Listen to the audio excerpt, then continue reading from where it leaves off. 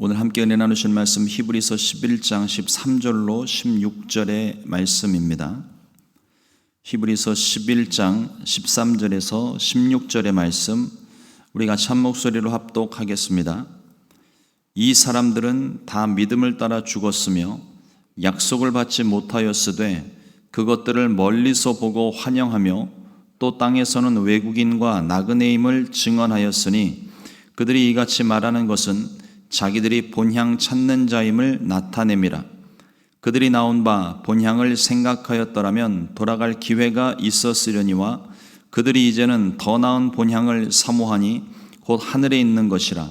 이러므로 하나님이 그들의 하나님이라 일컬음 받으심을 부끄러워하지 아니하시고 그들을 위하여 한 성을 예비하셨느니라. 아멘. 오늘 함께 본독한 히브리서 11장 13절로 16절의 말씀을 가지고 소망으로 기다리는 믿음, 이와 같은 제목으로 함께 말씀의 은혜를 나누겠습니다.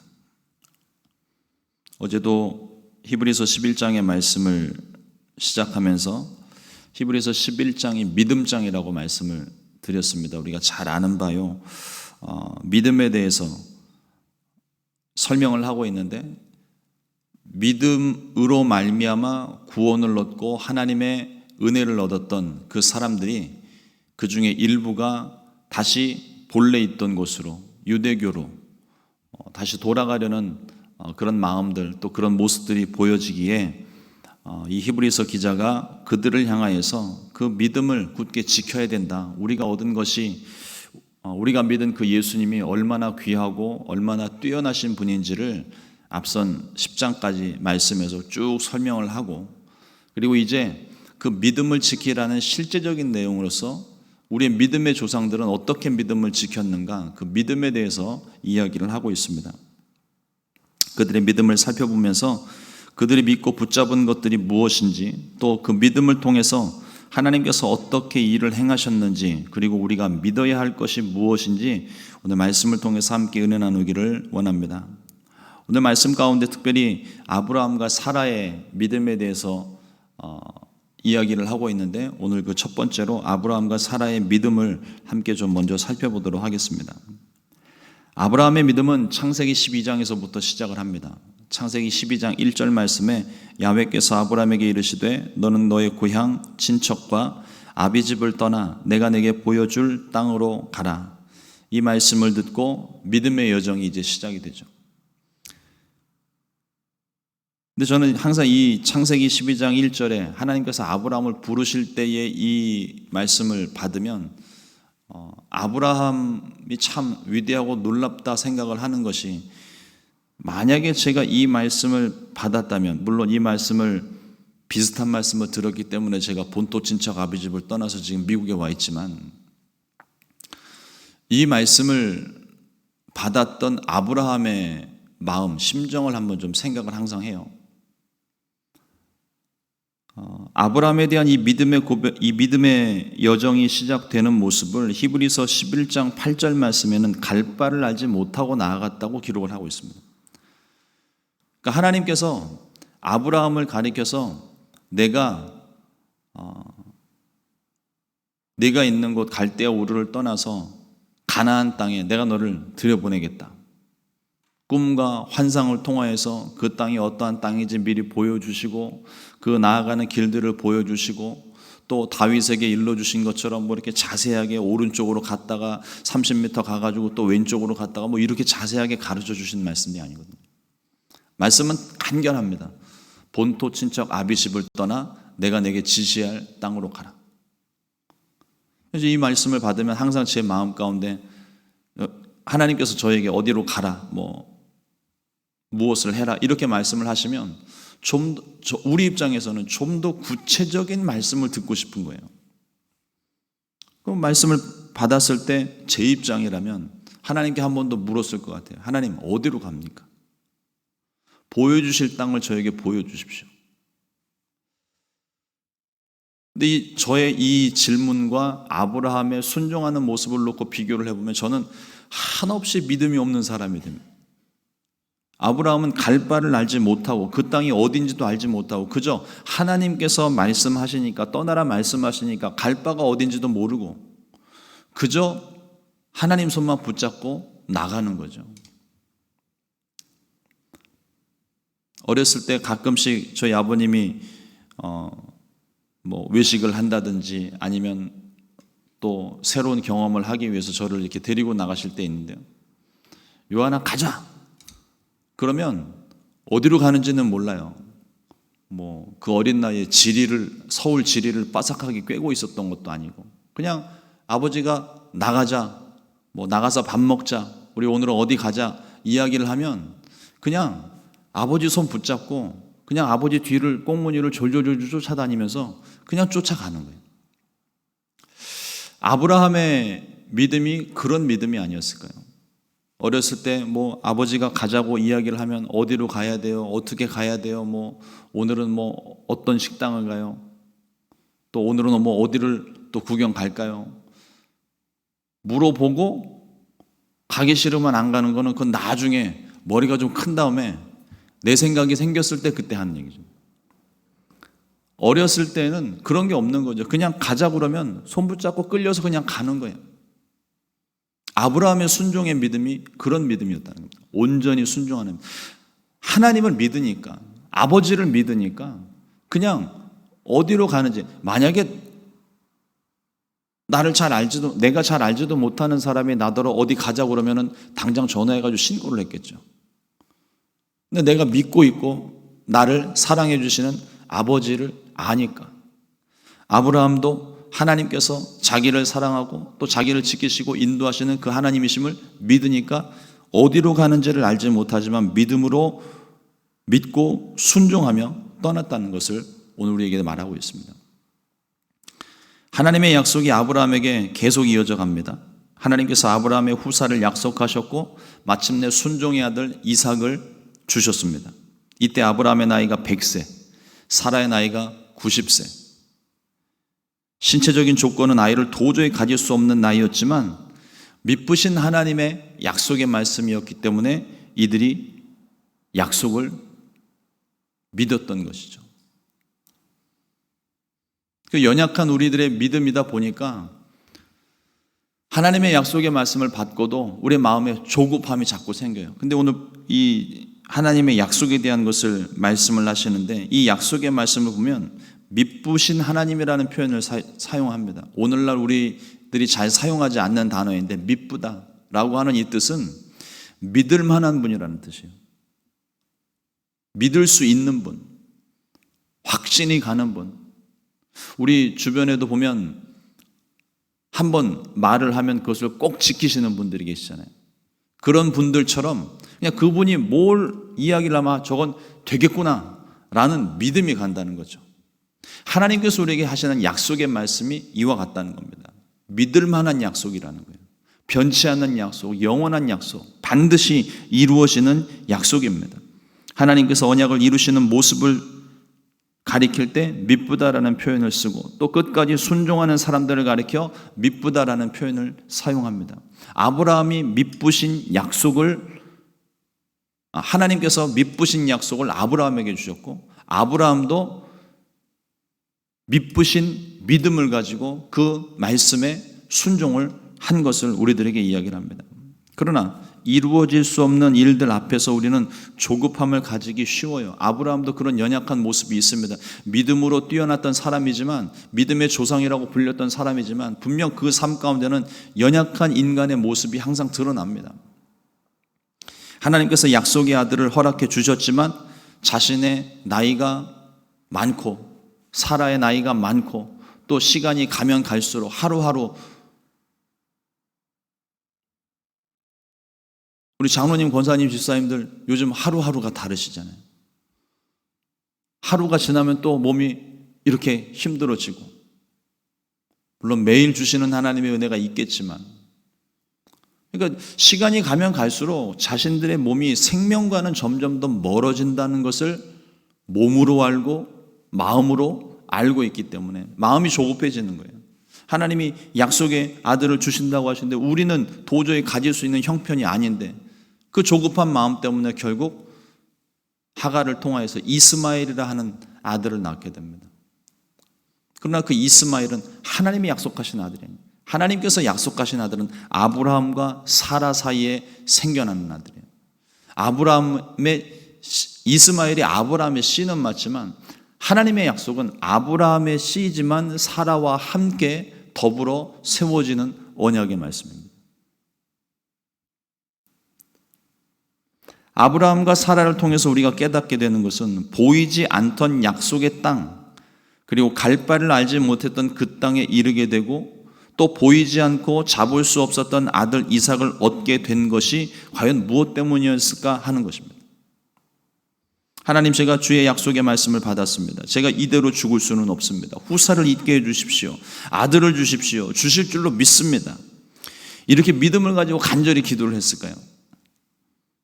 그렇지 않습니다. 하나님의 약속이 먼저예요. 도저히 가질 수 없고 바랄 수 없는 중에 하나님의 약속의 말씀이 임했습니다.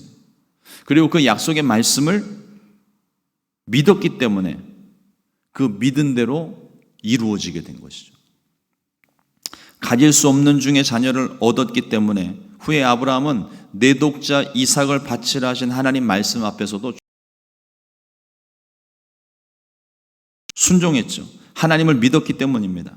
이삭을, 내가 이 하나밖에 없는 이 아들, 100세에 늦게나마 얻었던 이 아들, 내가 이 이삭을 바칠지라도 하나님은 또 다른 방법으로 아들을 주실 것을 믿었기 때문입니다.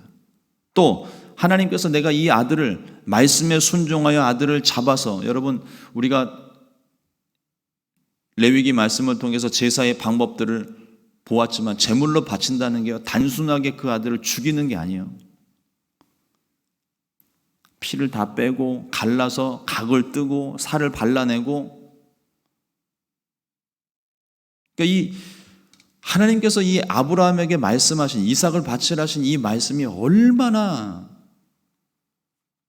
힘든 말씀을 주셨는지 몰라요. 그런데도 불구하고 아브라함은요, 조금도 망설임이 없습니다. 말씀이 떨어지고 다음 날 바로 짐 챙겨서 약속하신 하나님이 바치라 하신 그 산에 오르게 되죠.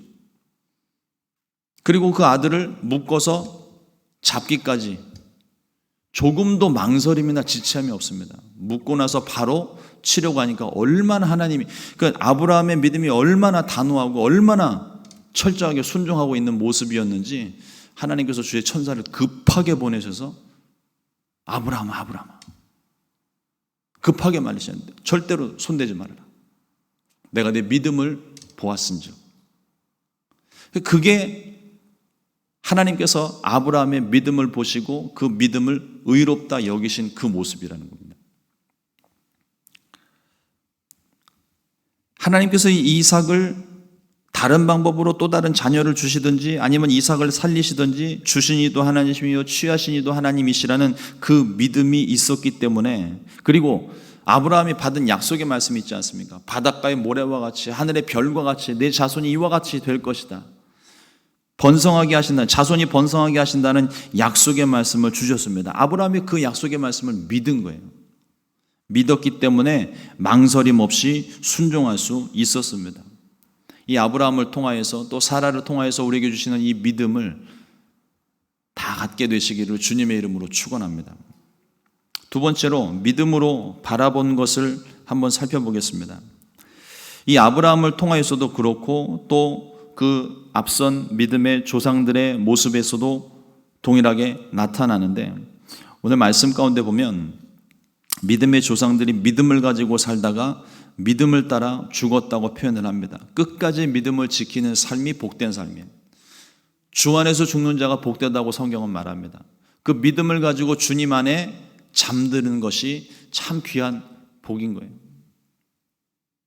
그런데 오늘 말씀에 보면 조금 이해하기 어려운 표현 하나가 있습니다. 히브리서 11장 13절 말씀입니다.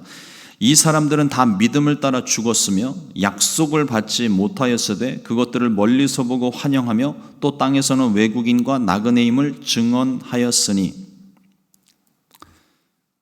믿음으로 살다가 믿음을 따라 죽었는데 약속을 받지 못했대요. 이게 무슨 말씀일까요? 아브라함과 사라는 약속의 아들을 받았는데 또 약속하셨던 그 가나안 땅도 밟아봤는데 약속을 받지 못했다니 이게 무슨 말일까요? 이 땅에서는 나그네와 같은 삶을 살았지만 본향에 이를 때까지 믿음을 지키며 끝까지 포기하지 않은 그들의 삶에 대해서 이야기를 합니다. 다시 13절과 14절 말씀 다시 한번 봅니다. 이 사람들은 다 믿음을 따라 죽었으며 약속을 받지 못하였으되 그것들을 멀리서 보고 환영하며 또 땅에서는 외국인과 나그네임을 증언하였으니 그들이 이같이 말하는 것은 자기들이 본향 찾는 자임을 나타냅니다. 어제 우리가 믿음의 대상은 오직 예수 그리스도시고 믿음의 근거는 하나님의 약속이라고 말씀을 나누었습니다. 하나님의 약속이 무엇일까요? 하나님의 약속은 눈에 보이고 손에 잡히는 약속이 아니라 보이지는 않지만 분명히 존재하는 실체에 대한 약속입니다. 표면적으로는 아브라함과 사라는 본토 친척 아비집을 떠나 약속하신 땅으로 들어갔지만 약속의 땅의 실체는 가나안 땅이 아니라 하늘나라 본향입니다. 이 땅의 모든 제사도 하늘의 실체를 담았던 모형이고 그림자에 불과한데 아브라함과 사라 그리고 이 땅의 모든 믿음의 조상들이 약속받은 땅은 하나님이 계신 본향 땅이에요. 믿음의 조상들은 그 약속에 대한 변함없는 믿음을 가지고 있었습니다. 약속을 받았고 그 약속이 이루어질 줄을 믿고 신실하게 믿음을 따라 살다가 믿음 안에서 죽었습니다. 그들이 믿음으로 바라보았던 것은 약속의 땅, 약속의 아들만이 아니라 믿음으로 본향을 바라봤다는 거예요. 아브라함에게 주신 약속의 말씀도 그렇습니다. 내 자손이 이와 같이 바닷가의 모래와 같이 하늘의 별들과 같이 번성하게 될 것이다. 약속의 말씀을 받았지만 아브라함이 받았던 실제적인 그 약속의 성취는 이삭 그리고 그 후에 조금 더 낳게 된 아들들, 아브라함과 사라 사이에서는 이삭밖에 없는 거죠. 주어진 약속은 바닷가의 모래와는 비교도 안 될 만큼 작습니다. 그러나 그 약속이 진정한 성취는 오늘에까지 이루어지고 있잖아요.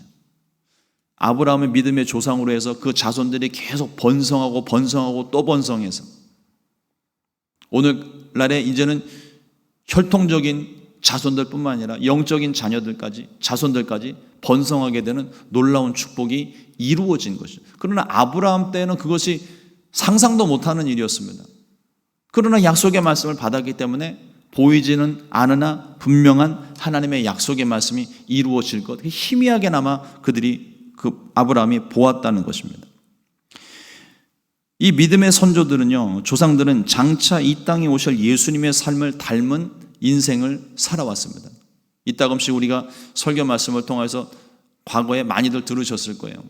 요셉의 고난도 그렇고 야곱의 모습도 그렇고 또 다윗의 통치와 이삭의 순종, 여러 가지 믿음의 조상들의 그 삶의 특징들을 예수님께 비교해가면서 예수님의 모습이 어떠한 모습인지 그 삶의 한 부분을 표현하고 있었습니다. 그러나 그들은 하나님의 구원의 약속을 받기는 했지만 그들의 인생의 본향을 향한 약속, 예수 그리스도의 십자가 구원은 그들의 삶 가운데서는 이루어지질 않았습니다. 먼 훗날에 이루어지게 되죠. 그 먼 훗날에 이루어지게 될 그 약속, 하나님께서 말씀하셨으니까 반드시 그것이 이루어진다는 것을 믿었으나 아직 그들의 육신의 눈으로는 삶 가운데는 이루어지지 않은, 보여지지 않은 그 약속을 멀리서나마 희미하게나마 그것을 보고 그들이 기뻐하고 환영했다고 오늘 히브리서 기자가 이야기합니다. 믿음으로 바라본다는 것은 장차 우리 앞에 일어날 일들을 바라보는 것이 아니라 우리의 삶에 이루실 약속의 성취를 보는 것입니다. 1차적으로는 우리의 삶 가운데 이루어지는 몇 가지 일들이 있을 수 있겠지만 그러나 장차 이루어질 저 멀리 본향까지 우리가 생각해 보게 될 때 장차 이루어질 하나님의 약속, 반드시 이루어지는 하나님의 약속, 그 약속의 성취를 우리가 믿음으로 바라본다는 거예요. 그러니까 먼 훗날까지 생각하고 바라보고 믿음으로 기다리는 그 모습, 소망 가운데 인내하고 있는 그 모습이 믿음의 사람들의 삶의 모습이라는 것입니다. 그러니 그런 먼 훗날까지 바라보는 그들의 마음이 조급할 이유가 하나도 없는 거예요. 당장 눈앞에 어떤 일들이 벌어진다 하여도 보여지는 실체가 아닌 모형이요 그림자에 불과한 그것 때문에 마음이 흔들리거나 마음 빼앗길 일이 없다는 것입니다. 먼 영원한 하나님의 약속의 말씀을 내가 받았기 때문에 그 약속을 내가 가지고 있으면 이 땅에서뿐만 아니라 영원한 본향, 하나님 계신 저 본향까지 멀리 생각해 보게 되면 조급할 이유도 없고 답답해할 필요도 없고 반드시 이루어지는 것을 믿는 것이죠.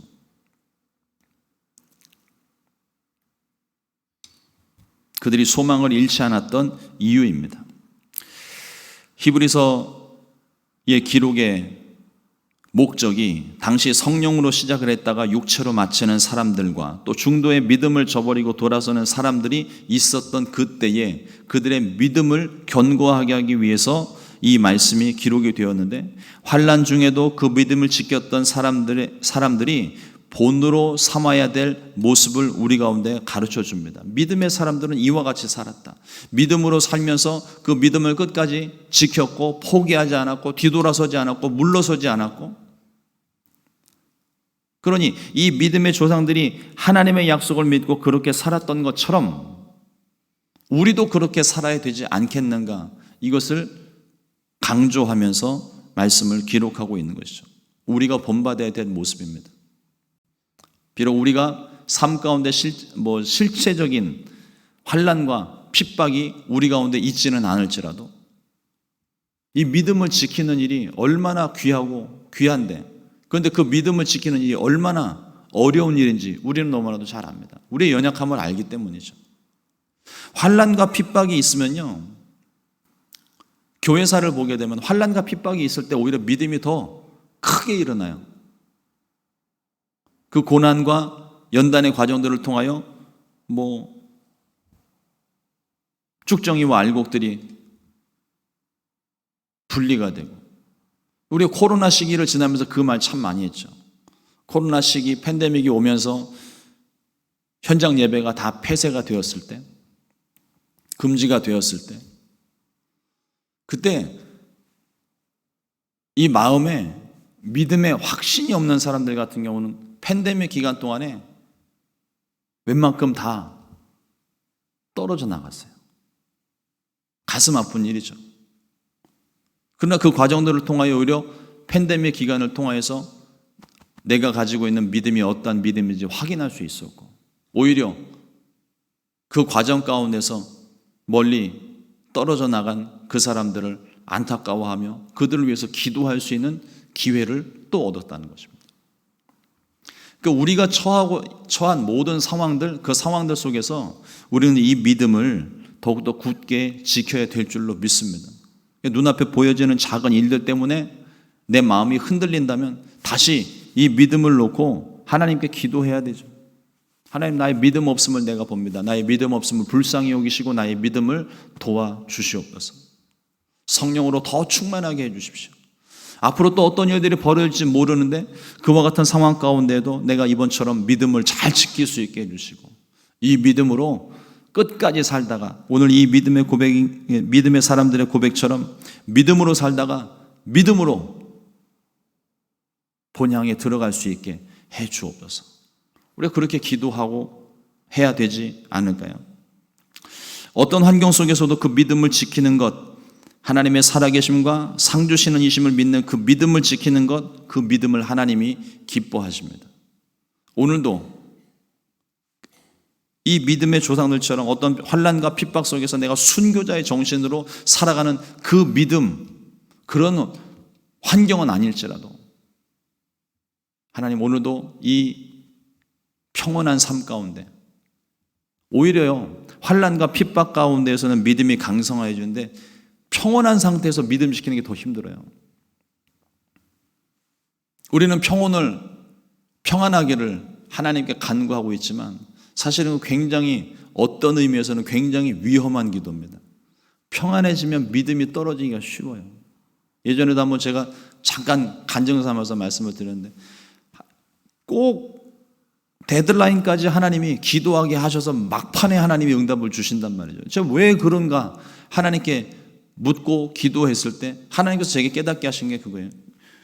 데드라인 이전에 뭐 기도 시작한 지 하루 이틀 만에 문제가 술술술술 풀려나가게 되면 기도 안 할 것 같은 거예요.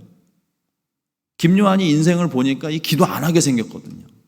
그러니까 하나님이 끝까지 몰고 가시네. 기도할 수밖에 없는 상황을 자꾸 몰고 가신다는 거죠.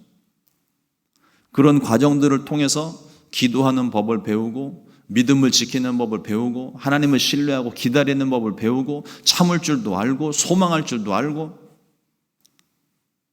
그러니까 내게 찾아온 사도 바울의 고백처럼 내게 찾아온 모든 고난과 어려움들이 결코 해함이 아니라 나에게 유익이 되는, 고난도 유익이라고 말하고 있잖아요. 우리가 가지고 있는 이 고난을 통하여서 우리가 얻게 되는 것이 무엇이냐면 믿음이라는 겁니다.